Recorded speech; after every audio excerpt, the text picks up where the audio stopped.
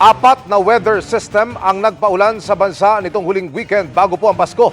Sa Aklan, inanod ng rumaragasang ilog ang isang balsang may sakay na pasyente. Ang aktwal na pagsagip sa kanya, panoorin sa pagtutok ni Salima Refran. Oh Lord! Ay, tabangay sanda Ginoo ko. Ay, tabangay sanda Lord!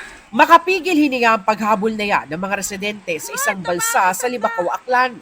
Ay, Ginoo ko. Ang balsa kasing inanod ng rumaragasang ilog, lula ng isang pasyente na itatawid papuntang ospital. Agad na rumesponde ang kanilang MDRMO. Nasagip ang pasyente na matagumpay ring nadala sa ospital. Sa bayan naman ng Kalibo, bumagsak ang isang elf truck matapos gumuho ang bahagi ng dinaanan nitong revetment wall. Dalawa ang sugatan na agad sinugod sa ospital. Ang pag-ulan na yan sa Visayas, epekto ng shear line.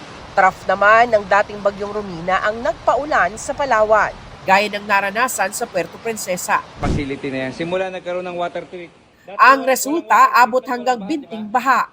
Ang mga tauhan ng establishmentong ito, itinaas ang ilang gamit para hindi mabasa. Hindi ho ordinaryo yung mga rainfall na bumagsak sa atin ngayon. Sabi ng Pag-asa kung babasehan kesa sa mga previous na ulan. Talagang mataas yung millimeter niya. May nakaharang sa kanal ng... Nakadagdag din umano ang problema sa basura na nagpabara sa dadaanan ng tubig. Sakto naman kung kailan maraming mamimili ngayong magpapasko. Binaha ang palengking ito sa Tacurong City, Sultan Kudarat.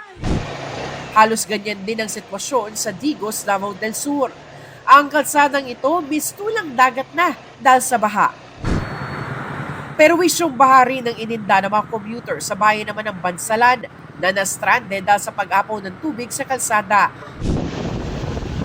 Samantala, malakas na ulan na sinamahan ng hangin ang bumayo sa Coronadal, South Cotabato. Ang tindahang ito ng paputok, natanggalan pa ng bubong. Bukod dyan, problema rin nila ang mga nabasang paninda. Ayon sa Pag-asa, epekto ng localized thunderstorms ang pag-ulan sa Mindanao. Para sa GMA Integrated News, Salima Refran, nakatutok 24 oras.